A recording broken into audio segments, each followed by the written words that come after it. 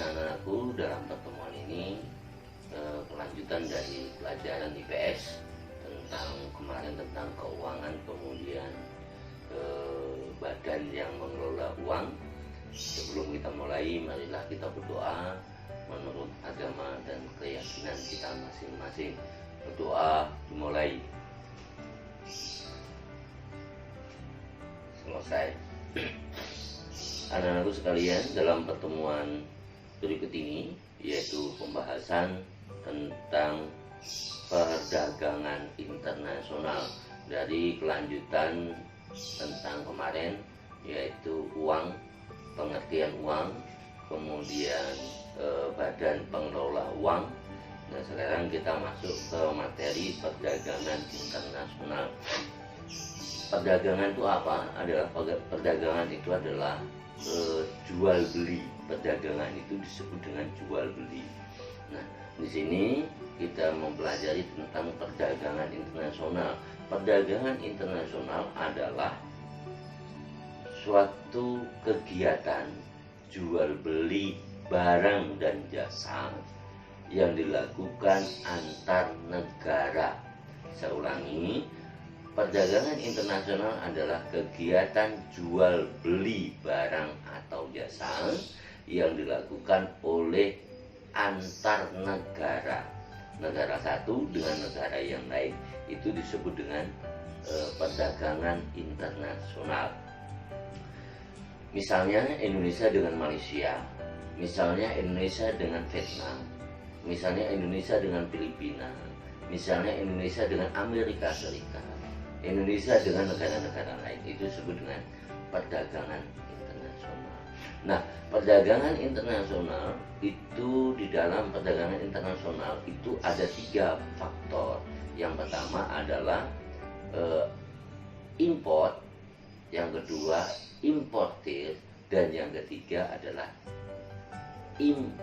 eksportir, ya, eksportir. Nah, yang saya jelaskan di sini adalah ekspor adalah yang menjual barang dari dalam negeri ke luar negeri. Itu disebut dengan ekspor. Menjual barang dari dalam negeri ke luar negeri itu disebut dengan ekspor. Orangnya yang melakukan disebut dengan eksportir. Orangnya yang melakukan disebut dengan eksportir. Kemudian importir adalah melakukan kegiatan mengirim barang dari luar negeri masuk ke dalam negeri. Itu disebut dengan importir. Ya, import, ya, melakukan kegiatan mengirim barang dari luar negeri ke dalam negeri, itu disebut dengan import. Orangnya adalah disebut dengan importir. Ya, orangnya disebut dengan importir. Orang yang melakukan kegiatan mengirim barang dari luar negeri atau memasukkan barang dari luar negeri ke dalam negeri. Nah, ini ada 3 faktor yang kegiatan dalam kegiatan perdagangan internasional. Kemudian yang selanjutnya adalah faktor-faktor pendorong. Faktor-faktor pendorong terjadinya perdagangan internasional. Yang pertama adalah faktor ekonomi. Faktor pendorong terjadinya kegiatan perdagangan internasional yang pertama adalah faktor ekonomi. Nah, faktor ekonomi ini dibagi menjadi 7 bagian. Yang pertama adalah perbedaan sumber daya alam. Yang kedua, pemenuhan kebutuhan. Yang ketiga, penguasaan ilmu pengetahuan. Yang keempat, adanya kelebihan produksi. Yang kelima adalah perbedaan pendapatan suatu negara. Yang ketujuh itu adalah perbedaan selera masyarakat.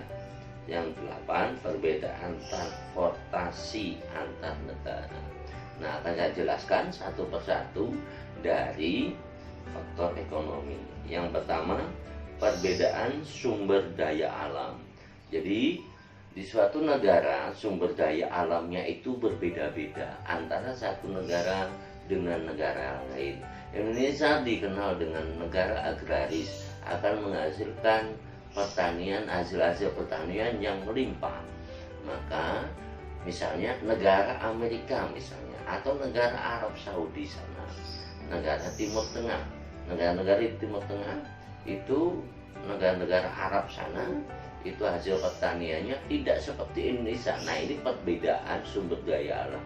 Maka satu negara Timur Tengah, negara-negara Arab dengan negara Indonesia, maka tidak menutup kemungkinan akan terjadi perdagangan internasional. Kemudian yang kedua adalah pemenuhan kebutuhan. Pemenuhan kebutuhan Indonesia dengan negara-negara yang lain itu berbeda kebutuhannya, berbeda keinginannya. Nah, perbedaan kebutuhan ini akan mendorong suatu perdagangan internasional. Misalnya negara yang lain banyak memerlukan hasil pertanian, misalnya pisang, misalnya buah-buahan dari Indonesia. Negara Indonesia memerlukan misalnya kendaraannya untuk mengangkut hasil produksinya, maka di sini bisa terjadi perdagangan internasional. Yang ketiga adalah penguasaan ilmu dan teknologi. Tentunya perbedaan ilmu dan teknologi ini disebutkan di sana, pengertiannya adalah sumber daya manusianya. Berbeda sumber daya manusianya antara satu dengan negara yang lain, maka di situ akan terjadi perdagangan internasional. Misalnya di suatu negara belum bisa membuat mobil, negara yang lain bisa membuat mobil. Karena mobil ini adalah alat transportasi, maka yang negara yang satu belum bisa membuat mobil A, maka diekspor, mengimpor, ya, memasukkan barang dari luar negeri masuk ke negara yang belum menguasai teknologinya. Yang selanjutnya adalah adanya kelebihan produksi. Misalnya negara satu, misalnya hasil pertaniannya berlebih, maka kelebihannya ini supaya mendapatkan keuntungan maka diekspor ke negara yang lain. Misalnya Arab Saudi, kelebihan hasil pertanian misalnya korma, Indonesia belum bisa mendapatkan korma atau tidak cocok untuk korma, maka Arab Saudi sana mengekspor korma masuk ke Indonesia. Barang yang masuk disebut dengan impor. Kemudian yang kelima adalah perbedaan pendapatan suatu negara. Suatu negara yang maju pendapatannya tinggi, maka pemenuhan kebutuhannya juga lebih tinggi.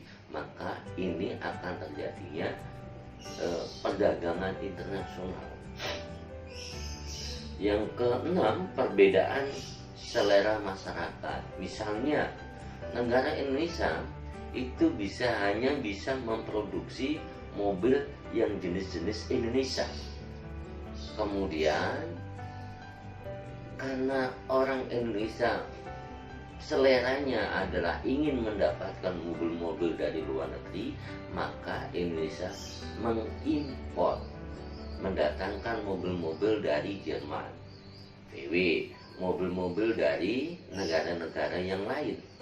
Misalnya Indonesia hanya bisa membuat sepeda motor hasil Indonesia, maka karena Indonesia itu adalah menginginkan, seleranya lebih menginginkan motor-motor dari Jepang, maka Indonesia mengimpor, memasukkan barang motor dari negara-negara Jepang, misalnya Suzuki, Honda, Yamaha, dan sebagainya.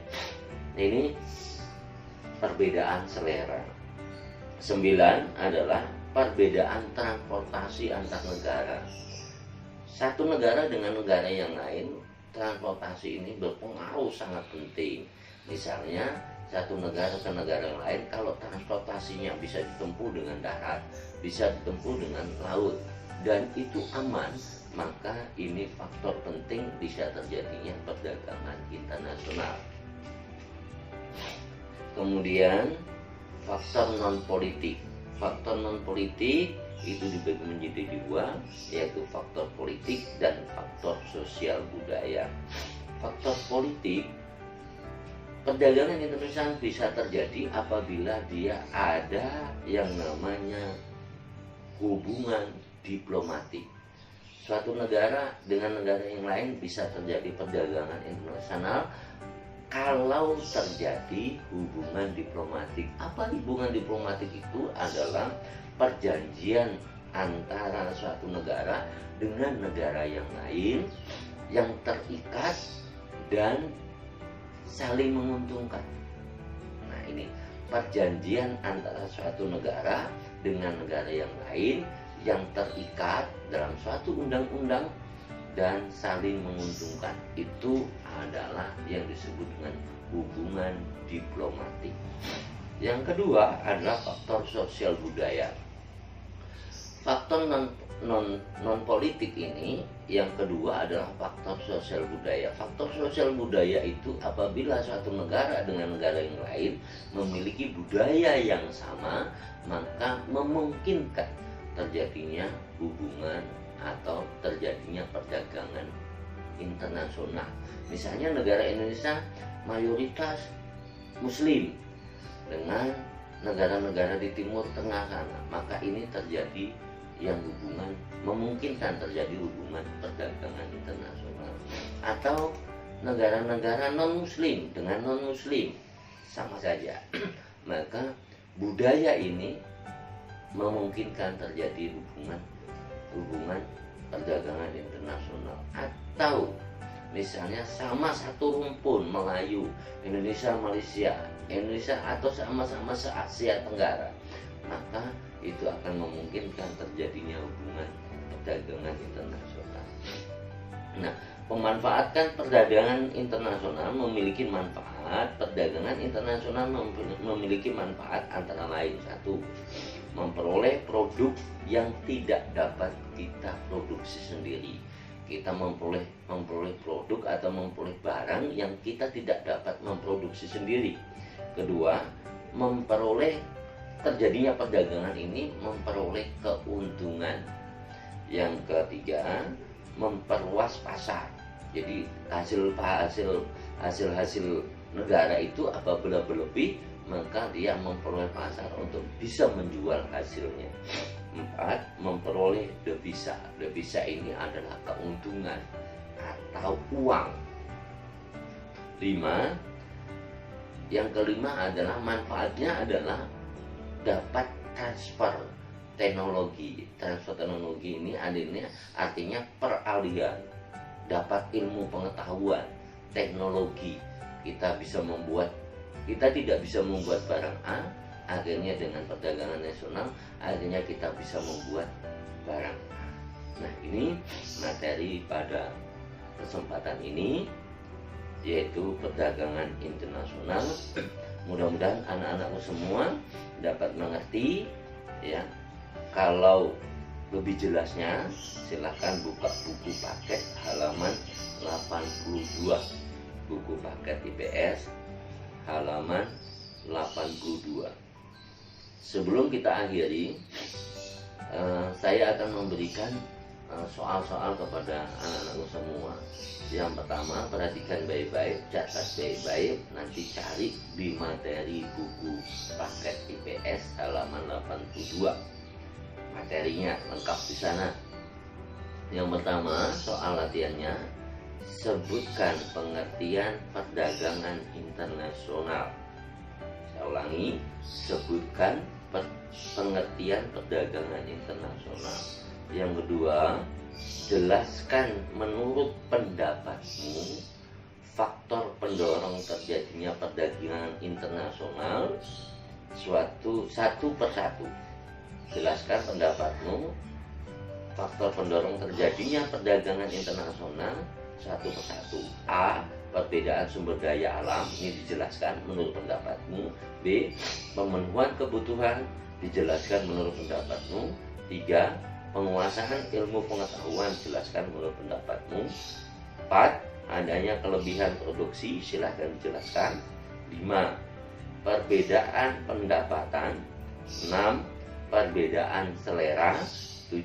Perbedaan transportasi antar negara. Nah, ini jelaskan menurut pendapatmu. Ketiga, tuliskan 5 macam hasil pertanian Indonesia yang diekspor ke luar negeri. Tuliskan 5 macam hasil pertanian Indonesia yang diekspor ke luar negeri. 4. Tuliskan 5 macam hasil tambang yang diekspor ke luar negeri. Nah, ada 4 soal ini, silahkan dikerjakan baik-baik. Mudah-mudahan pada pertemuan ini kita semua mendapatkan ilmu pengetahuan yang sangat berguna untuk kehidupan kita sehari-hari.